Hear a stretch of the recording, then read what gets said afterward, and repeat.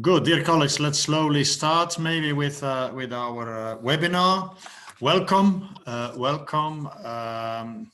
It is always very nice to see you again after a long time of no real face-to-face connection and work. This is again online, but we are all optimistic that sooner or later we will be able to start again our more normal way of communicating, which is face-to-face, learning from one another, challenging each other.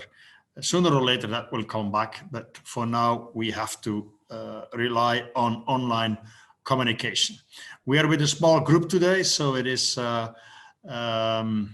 organized on purpose with this small group to allow interaction and discussion. So I really hope that we will be able to answer your questions and to provide some useful information on other funding instruments that the European institutions made available. And when I say other than, I mean other than the structural funds.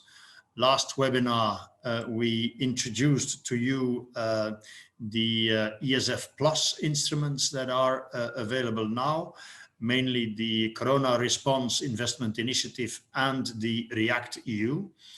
If you have questions on these instruments, of course, we will try to answer the question, but the focus is now also on other instruments than the structural funds, than the European Social Fund. And actually, we have only two chapters, two parts in our program today. After my brief introduction, Tom will share some information with us on these other programs and instruments. And then there is time for discussion, for questions, for answers, for maybe bringing up suggestions to work together on certain things. So then there is time for interaction. Yeah.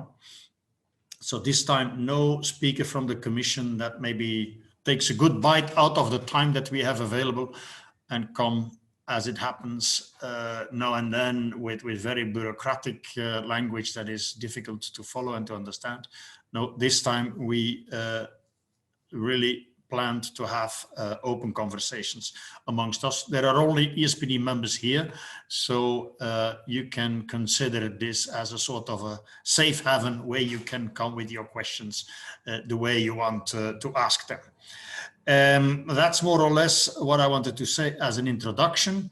Again, thank you for joining us, and I really hope that we will be able to inspire you maybe a little bit and to show the way that might lead to extra resources for your organization to deal with the challenges we have ahead of us in these very complicated COVID-19 times. So Tom, please introduce, maybe by first saying 2 or 3 words about how that webinar of last time went, and then we dive into the recovery plan. Tom, you have the floor. Thank you very much, Luc. So I will this time focus primarily on the Recovery and Resilience Facility. But first, a few words again about what we see here on more the left side, which is the structural funds, the ESF Plus, EIDF, and React EU. These instruments are basically what will happen is that the national and regional authorities will soon be sending their plans on how they plan to use these 3 instruments at regional level throughout your communities. So these are more grants for specific projects that you will be developing over time. And that's what we were talking earlier. So these are more in the form of grants for specific projects. What we'll be talking more today is the Recovery and Resilience Facility, which is a very different instrument, both in terms of objectives, but also in terms of how it will be implemented. And this is more a European instrument, which is basically to help member states do public investment and policy reforms during the period and the recovery from the COVID pandemic. So this is for supporting national policies, in my understanding, at least not regional, national policies in a variety of different sectors. And that also includes social services. So it will not be used to fund specific projects that you have, but more to support the implementation of policies or reform policies that that your national government wishes to do. Both of these are part of the new EU recovery plan, which is how they plan to support the recovery from the European economy. The similarities between these four different programs is that you need the decisions are made at European level in terms of the general scope and the general objectives of these different instruments, but actually the spending will be done at national level, meaning that it's important that you speak to your national authorities to make sure that your issues are on the table. So that's the similarity between these programs. I will now go a bit more in depth in the Recovery and Resilience Facility, and at the end, of course, we can have some questions. Tom, before you take off, maybe I should remind people that they can use the chat box if you want to make a remark or if you want to ask a question. Of course, you can ask for the floor and then do it verbally. But if you want to launch a certain question or a concern during Tom's presentation and his introduction, feel free to use the chat box. Huh? Okay. Okay, Tom, go. Great, thank you. So then now the next slide. Can everyone see the slide?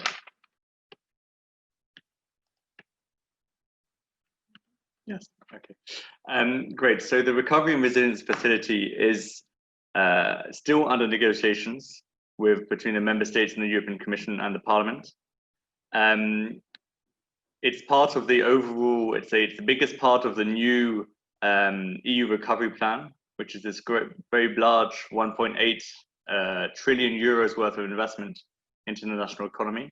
And as I said, it's there to support member states in their public investments and reforms, most notably in the field of green ecology type of investments and digital investments. For this specific facility, up to 672.5 billion euros is made available to member states. And that's about 50-50 grants and loans. It's still being cited as loans to member states. And the general objective of the Recovery and Resilience Facility is both to, let's say, improve the resilience of each member states, to mitigate the impact of the crisis. And there's a very big focus on green and digital transitions, which are overarching challenges that are very much systemic challenges which are affecting us and which the EU is hoping to respond to. So that's the general objective. But then you may ask, why is this program coming to place, and what's the logic behind it? Well, of course, the current pandemic, it's affected countries differently, both from, let's say, a health perspective, in terms of number of deaths, etc., but also in terms of the economic and social impact in different ways. It's also important to note that EU member states, they're starting politically from different positions in terms of economic growth, public debt, development of their health and social protection systems. So countries aren't starting at from the same starting point and have been affected differently by the crisis. And therefore, there's quite a big risk that there will be increasing differences between EU member states, as some member states will have more opportunities to reform and to invest as they want to, and other countries will have less opportunities to do so. And I'm taking here an example, but it can refer to many different countries, where Germany, for example, until now has had a relatively low number of deaths. The economic impact is, of course, severe, but it's less severe than in many other countries. They have already quite high levels of social protection and a low public debt, and their economy is doing reasonably well given the current context. This means that Germany will be able to continue investing after the crisis much better than other countries. For example, here I use Italy, where the crisis has affected much more. The economic impact is far higher. They were already from a starting point of a much higher public debt, and the economic context is not particularly favorable. This means that Italy, for example, would struggle to make the same level of investments and to buy money on the capital markets to do these investments in the same way as Germany did, because they're not starting from the same point. And that will lead to Italy struggling, for example, in its recovery, in comparison to Germany, which has far more resources to be able to do so. And this, of course, it's simplifying the process, but there is a big danger of increasing differences between the EU member states, and that, of course, affects the single market as a whole. And so for the first time, the EU decided to borrow itself money on the capital markets. So not individual member states, but the EU itself. It can do so with very good ratings. So this is more economic language, but basically can get money on the capital markets very cheaply. And what this also means is that the responsibility for repaying the debt is not by the individual member states, but the responsibility of the EU as a whole, meaning that Greek citizens are also responsible for paying back the debt as Irish, as Finnish, or as Portuguese. So we're all in it together. And the main mechanism to use this, so this is the next generation EU program. It's borrowing money on the capital markets, the EU doing it, which I think is a very important development for solidarity, and a very big change to what was done, let's say 10 years ago, following the 2008 financial crisis.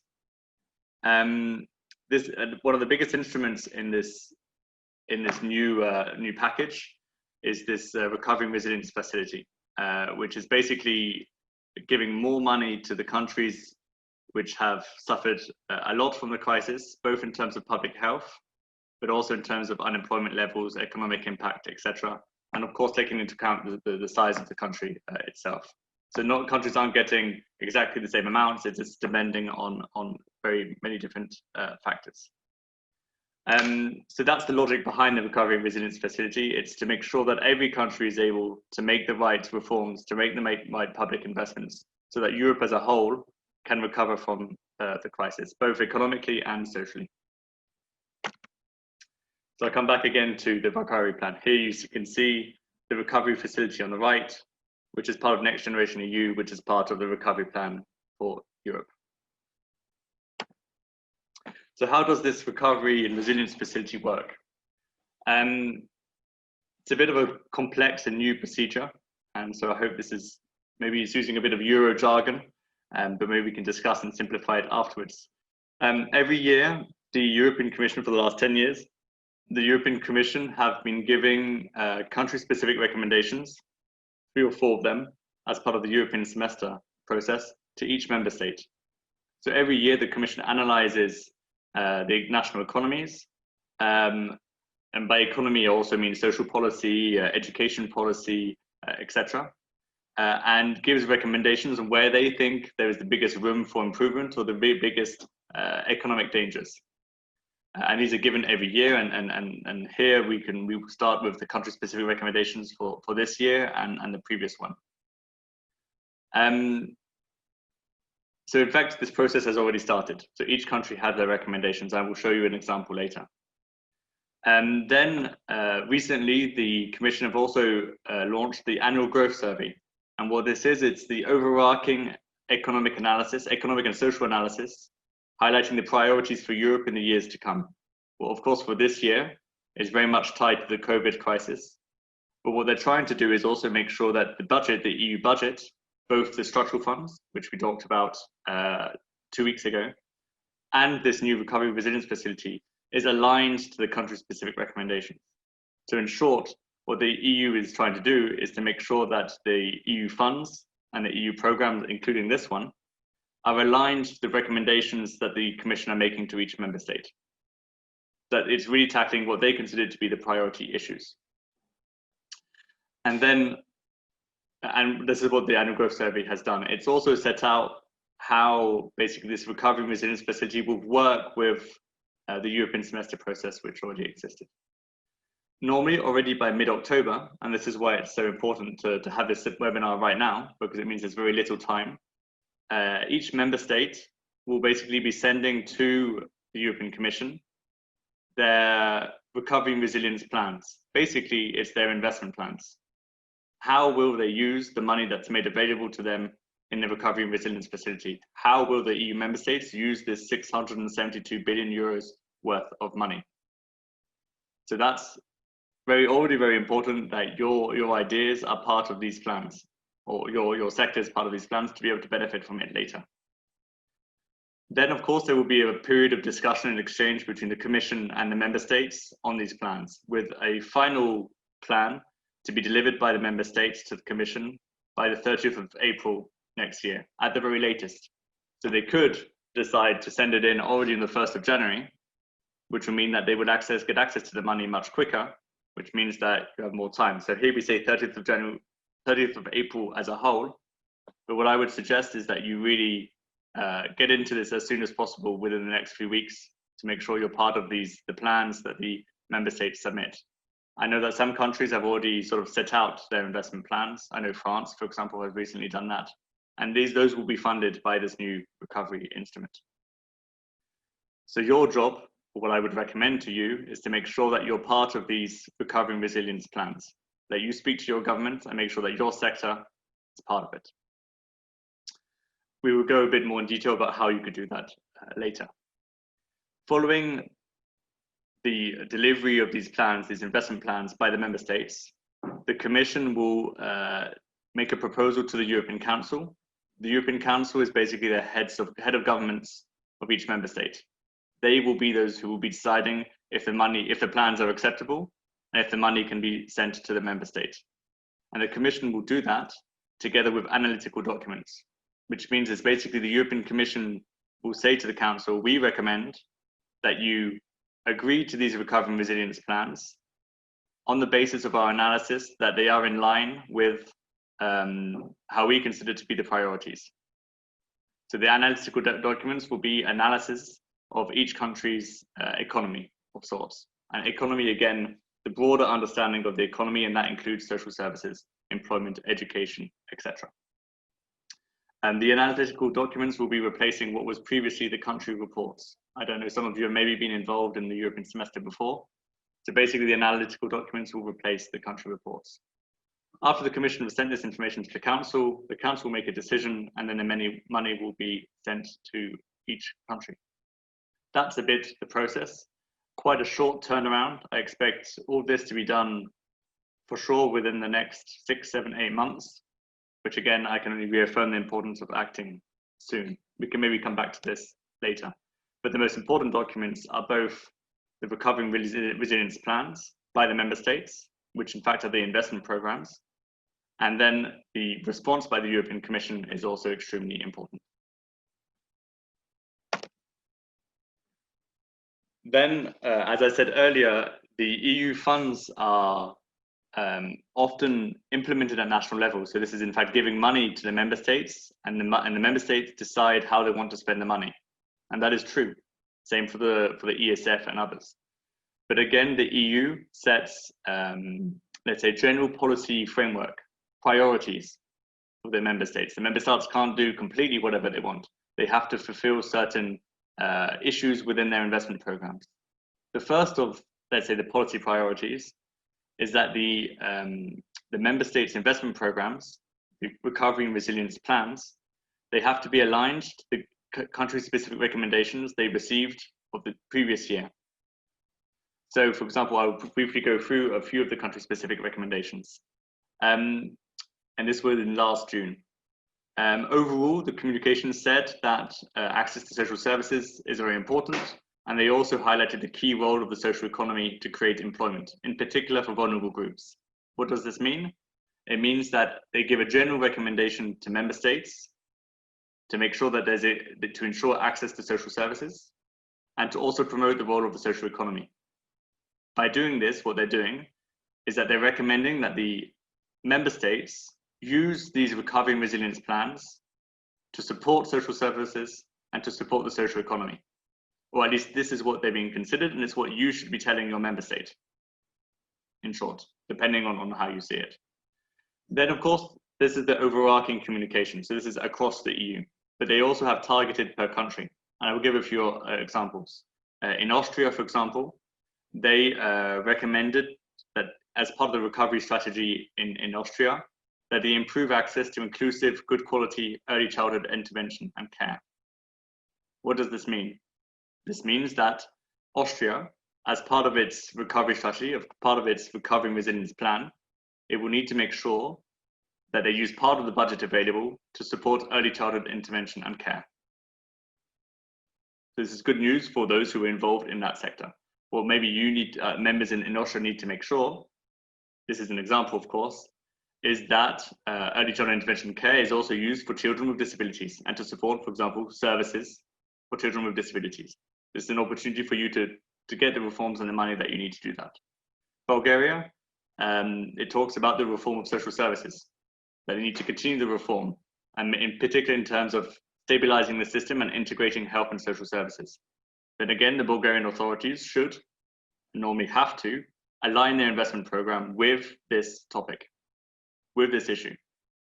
Then in Portugal, they talk about the need to mitigate the social impacts, and this includes access to social services and measures that foster the reintegration in the labor market. Again, this could be an opportunity for members in our countries who are involved in access to social services or in reintegration services, social economy enterprises, for example, that basically the Commission is telling the Portugal or recommending to Portugal, in your investment program, deal with these issues. These are just a few examples, and I recommend that you go through the country-specific recommendations for your country to better see yourselves. You will see better how this can help your specific objectives. But what is sure is that normally, in principle, the governments have to align to these topics in their recovery facilities. So when you speak to the governments, you say, well, we just want to make sure that your investment program, for example, in Austria, we have quite good ideas for how it could be used to support access to childcare for children with disabilities. How are you going to make sure that this is part of your investment program? Let's discuss. That's a bit of an example of how you can speak to your authorities. Oh, Tom, can I interrupt you, Tom? Yeah. Might be good to include in a little report or in an email where people can find this information on their country. This is all part of the toolkit that has been shared around, and we have also summarized the country-specific recommendations in another document, and everything will be shared afterwards. Okay, so that people can find their own country. Yeah, very good. Thank you. All of this information is available, yeah. And of course, I'm always available, or Luke, to help out with. So first policy priority, the country-specific recommendations. The second, as I mentioned earlier, is that there's a very strong green and digital perspective in it. So for example, green has each investment plan, they have to earmark at least 37% of the investment on green or ecological investments. 20% of it has to be on digital investments. Then on, let's say, the social angle, it's on what they consider as fair investments, which are linked to the EU Pillar of Social Rights. Sadly, and that's also what we're working on politically, there's no earmarking for social investments. But they do highlight the issues that I mentioned below, in particular persons with disabilities, as something which the EU member states, they have to refer to. They have to refer how are they going to use this investment program to support persons with disabilities, to fight social exclusion, to provide more equal opportunities, etc., etc.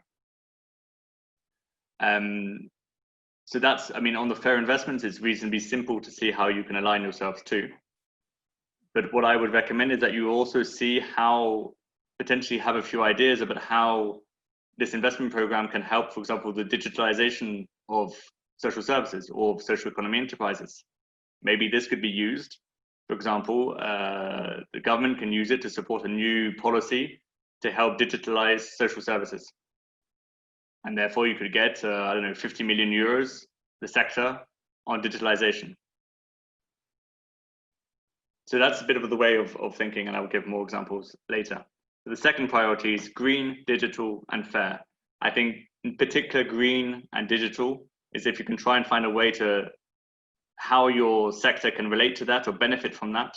For example, if you have a lot of social economy enterprises or supported living centers, they have big infrastructure often. Maybe this could be used to have energy efficiency measures in your settings, and then you can benefit it like that. So I think it's important to think a bit also, not just social, but to see how we can link up to the green and digital sides of it. These are the second policy priorities. The third is that these the investment programs, they have to be aligned to, or they recommend they should be aligned to 7 flagship investment areas. Flagship areas, the new EU terminology. And they use all these slightly strange words to define it, but effectively, well, here I highlighted a bit those which are most relevant. Renovation of energy efficiency is one of the main recommendations. Improving smart transport and public transport is another one. I know that, for example, home care providers, they use a lot of cars and transport vehicles. Or maybe this is a way to buy new electric cars, for example, or something like that. To modernize, digitalization, again, here, for example, digitalizing social services or social care services is a good opportunity. And then, of course, skills training is education, vocational training is very important for the sector. That, again, is another priority. So these, again, are priority areas where the member states will have to, in different ways, to respond to how their investment is responding to these different flagship areas. Not all of it has to align to these flagships. There can, of course, be other ones. But let's say these are general orientation of what the Commission recommend. So again, the 3 priorities: country-specific recommendations, green, digital, fair, and then these flagship initiatives. So now coming a bit to how you can engage with your public authorities. The same with structural funds, with those that we had last week. You need to, what we would recommend is that you speak to your national authorities. I think in particular for this, it's national authorities. Whilst they're still developing their investment programs.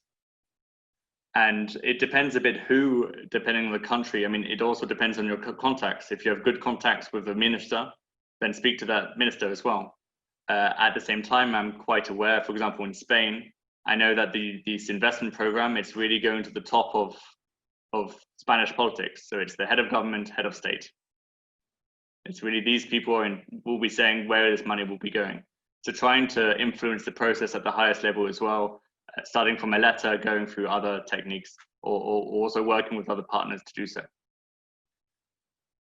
The Commission also recommend that member states engage with other stakeholders, social partners and other stakeholders, yours, in the development of their plans. So they're recommended to also speak to you. And I think that's also quite important. And then what I would say is to do this checklist exercise, which I will speak a bit about now. Basically, member states have to make sure that their recovering resilient plans, which are their investment programs, align to these issues that I've just mentioned. The country-specific recommendations, the green dimension, the digital dimension, the fair investments, and these flagship initiatives. How can this be done? This is one example, just to give an idea, is, for example, the idea of a policy could be to dedicate, let's say, 2 billion euros to help within Bulgaria's recovery and resilience plan to support the reform of social services, to help the integration of health and social care. Part of it will be the digital transformation of social services, so let's say digital hubs, etc. Improving the provision of home care and community services, including, for instance, the transport links, and also the development of work integration social enterprises alongside the social services, which I know is an issue which is to be developed there.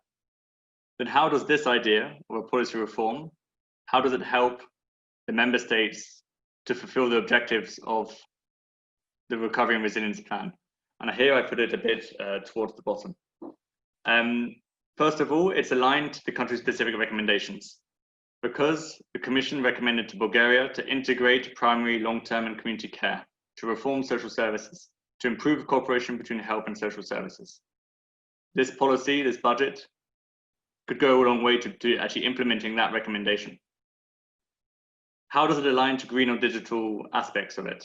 Well, the policy could support energy efficiency measures in, let's say, the infrastructure. It could improve the energy efficient transport. It could help to digitalize the sector.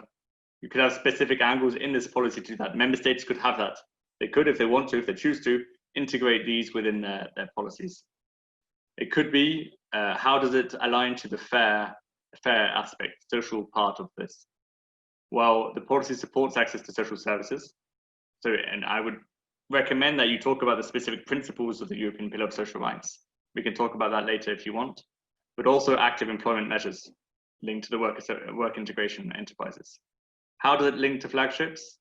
To renovate, to modernize, to skills and reskills. It's all linked to these topics. You've just got to align it to them. And then also what I would always recommend is, of course, that there's a link between the policy reform that you're encouraging the Commission, your countries to use this budget for, COVID, the coronavirus. This policy that you're trying to suggest your member state to use the recovery fund to support, then it also helped to build up the resilience of social services, again, etc. So if the member state submits this type of project in their recovery and resilience facility, there is no way that the Commission will reject it. Why? Because it fulfills the fact sheets, it fulfills the requirements, the alignment to the recommendations, the green and digital side of it, the social angle, the flagships, and the response to COVID. So there is no way that the Commission would reject and the Council would reject using this new recovery things to support that policy.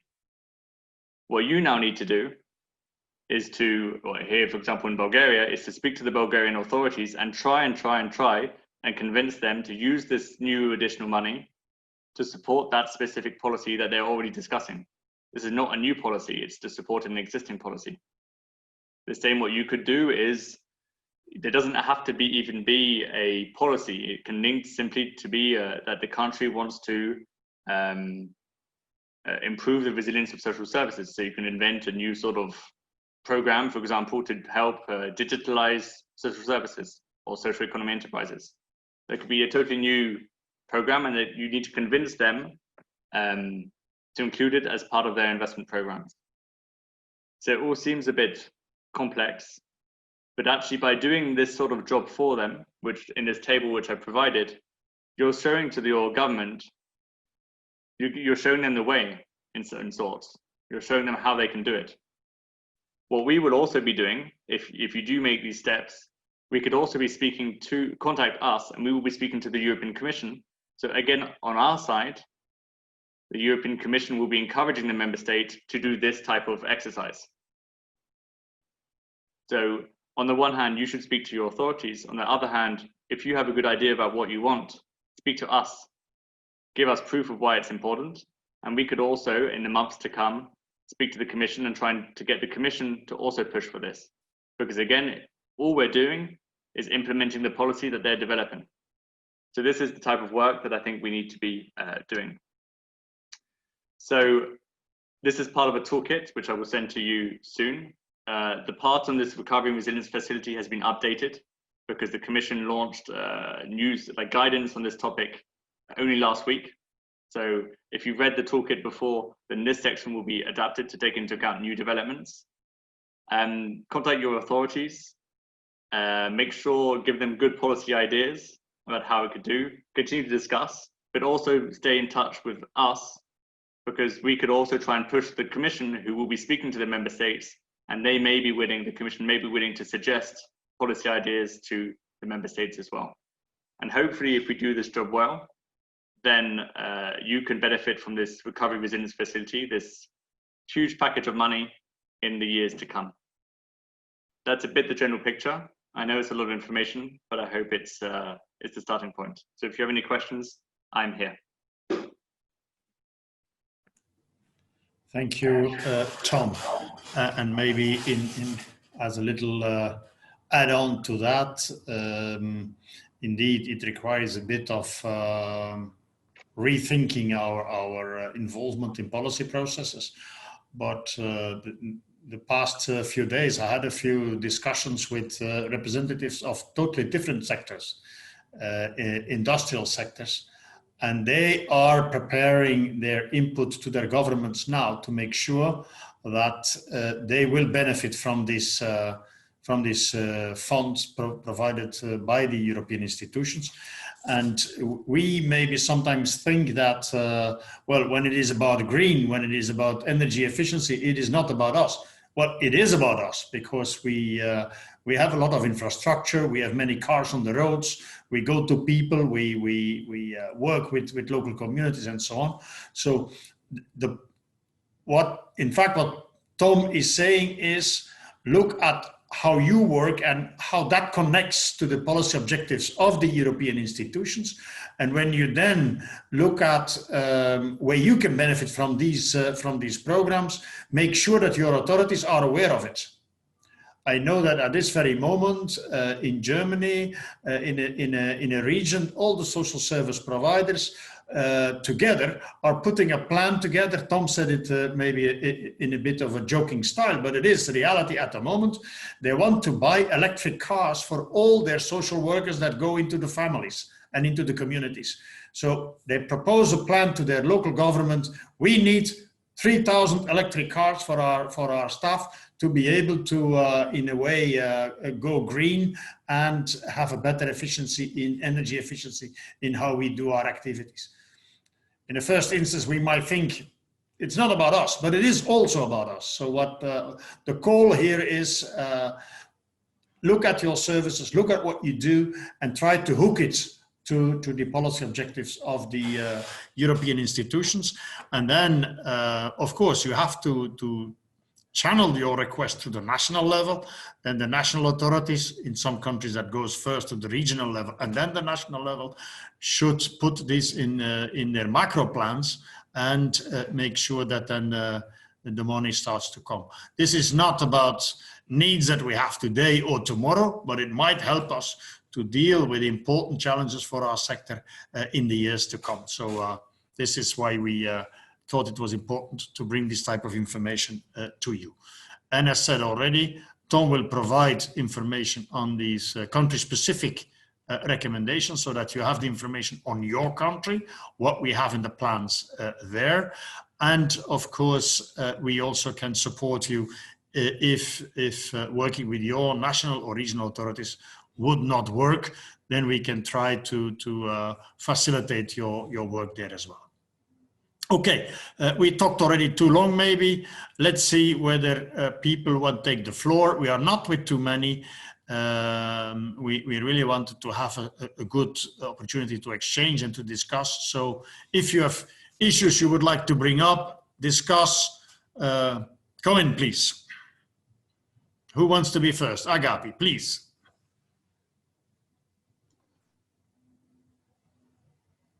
No, your microphone is muted. Yeah. There now? Okay. Yeah. We would like to thank you very much for your very valuable information. This webinar, the one before this, were of extremely importance for us because it's the first time that we can access directly to knowledge from the policy from the European Commission policy, because it's very difficult to get this kind of information from our national policy makers. Structures, yeah. So, what's very important to say here is that after the previous discussion we had, we went to 2 ministries here in Greece, and they both asked, okay, send us something that we can use, both of them, because they were not aware of the opportunities. It is very, it's like, for example, now in Greece, there is the national, okay, we have a disruption. That's okay, continue. Electricity, okay. Oh. Do you have this? So you have to invest in energy efficiency, I think. Yes, we do actually, yeah. Okay. So what is happening, like for example in Greece right now, there is an open discussion on the national plan for disabled people that is open to discussion to all stakeholders. Okay, this is a very important milestone in this discussion, and this is not linked to the financial opportunities that we can have and to this CSR that you just mentioned. So for us, it is very important now that we have this open discussion on the national plan to introduce issues related to this. So this is is this what you just sent, Thomas? Yep. The link that you just sent relates to the CSR. Yes, in the chat box you can find the link. No, I sent. These are guidelines. This is different, but it's part of the toolkit. So you can find it on the toolkit. In the toolkit in the platform. I will send you a toolkit after this meeting, and it includes the relevant documents. So we are really struggling to make the connection between the EU policies and the national policies and our needs. So it's a complicated multi-parameter problem to solve. So we would like to thank you very, very much for that, and we will be in contact because your help is very valuable on this issue. I can maybe make it even more concrete for you, Agapi. This morning and yesterday we discussed deinstitutionalization in Greece. I think that your authorities will implement an infrastructure program to build more small-scale facilities, family-sized facilities in Greece for persons with sport needs and persons with disabilities. The energy efficiency of these buildings could be covered through this. So if you in your thinking always look at what is the angle of the green agenda and the country-specific recommendations, I think that you can go a long way in using these type of funds. If I may go even more than that, it doesn't have to be aligned. I mean, it's better if within the project you're doing that there's a green dimension, but it could even be to build the supported living facilities. And as part of the supported living, you promise that there is an energy efficiency measures, that it's energy efficient, and that there's a digital component. And then you can add that they will be used also to retrain staff, and that it will be used for the inclusion of persons with disabilities, and it will be used to create new jobs, etc., etc. So the entire policy could be funded by it, could be. But for that, of course, then it needs to be within the authorities, need to be at the right doorstep. So maybe either you speak directly to, let's say, the economic ministry, it could be the economic ministry who deals with this, or to the head of state, or you get the government to speak a bit more internally. On the other hand, what we may be able to do and discuss over the next few months is maybe we could speak to the Commission and that they speak to whoever's in charge of this plan about this disability angle, potentially. Yeah. That's something that we maybe need to think a bit about, but it's also feasible. Sorry, Luke. No, that's okay, Tom. Let's turn to Austria maybe. Klaus, please come in. Hi, can you hear me? Yes, perfectly. Yes. Okay, the thing is, it's a very good thing to hear about these plans, because I think in Austria it's relevant to the so-called national action plan that we are establishing now for the next 10 years. We are working with the ministries on a plan how to establish things in the field of persons with disabilities for the next 10 years, and this plan will be valid from 2022 to 2012. And there are many of the things mentioned are in this plan, and I think we can align it with this. And we have the contact to the ministries, to the Ministries of Economic Affairs and the Ministry of Social Affairs, because we are in working groups there. And I think perhaps it would be good to bring it together, to bring all these thoughts that we have to the Austrian Disability Forum, which is the umbrella organization of the Austrian organizations for working for persons with disabilities. Yeah, there are my thoughts to this. Yeah. Oh, very good. And if you need more, let's say, Austrian-specific information, feel free to contact us, and we will try to provide that. Yeah. Ferran, is this useful for you? First reflections on how this works or not works? Hello, yes, I think that it is very useful because I'm used to read the country-specific recommendation, and this kind of changes a little bit the scene. But I'm afraid, and I was asking Thomas in private, that if all the documents, all the analytical documents sent by the European Commission to the Council and the specific plan agreed by the government will be publicly published via website. And I think that it adds a layer of complexity to the whole European policy and linking with the states. but I think it's good to have more documents to base projects on. Even that I was thinking in basing, for example, Erasmus Plus or some project with the fundamentals of the priorities. And I think that this is a good starting point, and something that is it's worth being updated. Yeah.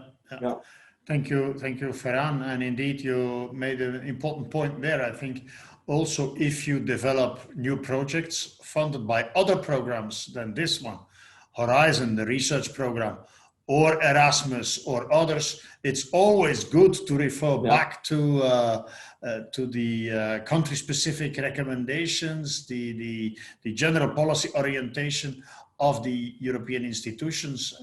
That is always important and increases your success chances for your projects. Alex Rebello, you want to come in? Is this useful information for you? Is this concrete enough? Yeah. Hi guys, how are you? Thank you so much Hello, for Alex. your information. Are you here? Are you hearing me? Yes. Okay. I would like to thank you also for these two wonderful sessions. And at national basis, we are in a situation that the government has already managed to have a draft plan that they are finishing it to send it to the European Commission. We were involved in that plan, but I don't know in what kind of extension that we will be included in the plan. When they talk about, they put their social inclusion, for example. That's a huge thing when you think about it. But anyway, we are waiting for those axes to come. But these ideas that you gave for everybody to keep in mind, that we can look into, for example, as you said, renewable, green investments, digital investments, these kinds of plans that we think upstream that, well, this is not for us. And you said clearly, and I agree, this is for us indeed, because if, for example, if we have more equipments on digital equipments and software and hardware and so on, when the crisis sent everybody home, I'll give you our example. We were not capable of supporting service users in terms of psychologists, therapists, and so on.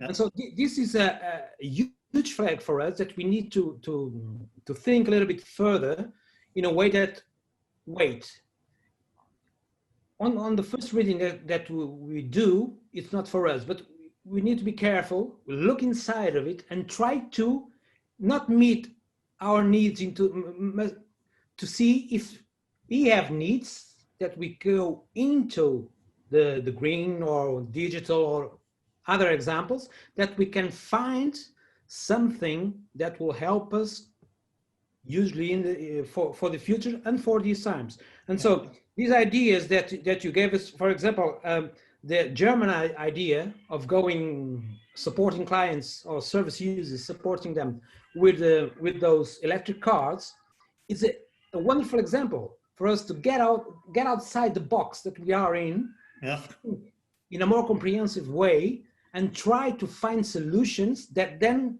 can meet these, as Luke said, and so well, these new expression, flagships.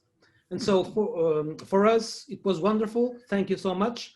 And now it's a question of anticipating, preparing ourselves. And when it comes, when it gets open, we will be much more in a situation that we can say, yes, let's go. And of course, we will need your help to do it. And we will be there, as you know. So thank you so much. Perfect. Thank you. Almudena, you want to come in? Okay.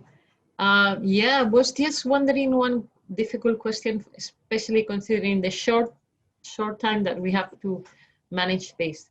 Yes, we can find certain, let's say, certain paths or certain things that we want to better up through a program that we can propose to our government.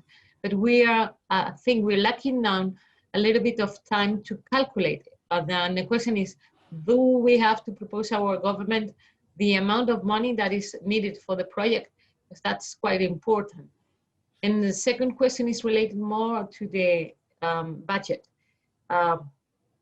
Obviously, the best of the sceneries is to get the grants, but the other one is having only loans, soft loans. But never mind. Do you have any information about proportions or amounts that goes into one and the other? Okay. I leave the difficult question for Tom. I will answer the easy question. Well, it's not an easy question, but it is absolutely essential question. At this stage, it is not needed to go into the discussions with your authorities with having a clearly budgeted program or project. At this moment, it is important to have the policy objectives in the governmental plans. I know from my region, Flanders, by the end of this month, by the end of September, the Flemish government will have its recovery plan ready. So it is important to do the lobby work now and make sure that they don't forget about the social sector and how the social sector needs also tools and instruments to go more digital, to go more green, to implement all these elements. It's important now to be in there as a sector with your sectorial needs. The difference between the grants and the loans, Thomas, is there news on that? What will go in grants? What will go in loans? Your microphone, please. Yeah. Effectively, you don't need to care so much about the grants and the loans. When we're talking about grants and the loans, it's the EU will borrow money and it will distribute a certain amount to the member states in grants, and it will distribute a certain amount to the member states in loans, meaning it's the member states who would have to pay back the loans, not you, if that makes sense. Then, of course, maybe the investment programs that let's say Spain in this case may do, they may have some things which are grants and some things which are loans, but it's not compulsory. They could only do grants. It's just what matters is how will the amount be reimbursed, if that makes sense. Yeah. Is there any instructions about how they have to redistribute this via loans to be for basically for the people who's benefiting from those projects? Not that I've seen. Not yet. That most probably will come. But at this stage, we have no detailed information on that. No. Yeah, basically, at this moment, is to get a line there to open later a door. Yeah, exactly. That's well said. Okay. Other questions or remarks? I will not go to everybody, but if there are additional questions, please make clear that you want to take the floor. No, there is one element I would like to bring up in follow-up of our last webinar on the structural funds and ESF.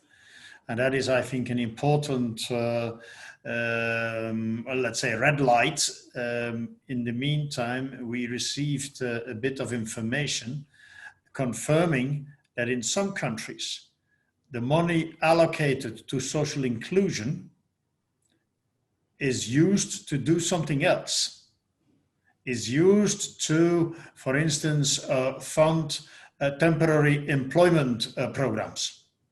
So in a way, money from the disability sector to provide services, supporting services, these projects stopped and the money is going into temporary employment schemes. We have reports of at least 2 countries where this already happened.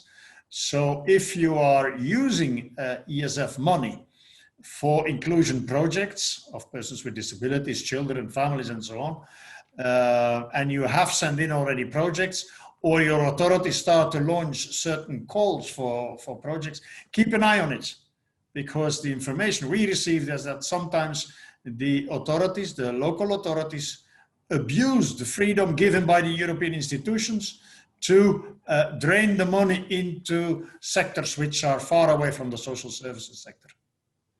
So Important information, I think we at the Brussels side keep an eye on it. We opened the discussion with the different relevant cabinets here to stop this process. But it is good also for you at the national level to be aware of this and to keep an eye on how things are implemented. I think, Ferran, one of the examples is from Spain, from your region, where indeed an inclusion project for children with disabilities was not funded, and the money is going into a temporary employment program of a profit-making company. So keep an eye on these things. We really should keep our eyes open. Okay. Other questions or remarks? We are at 3 o'clock, so we should slowly wrap up this webinar. Tom, please. One last point on our side. Our previous work on the European semester, which we've done with quite a few of you in the last few years, will be adapted to this new instrument.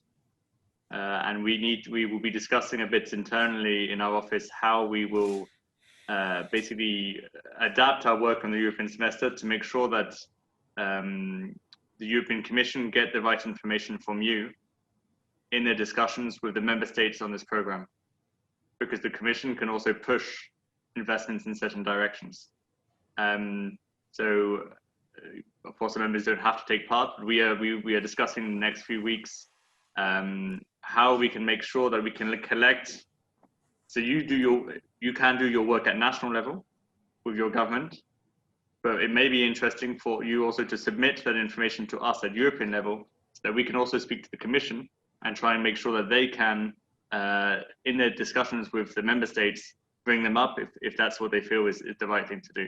So tackling your issue, let's say bottom up, but also top down in terms of European national level.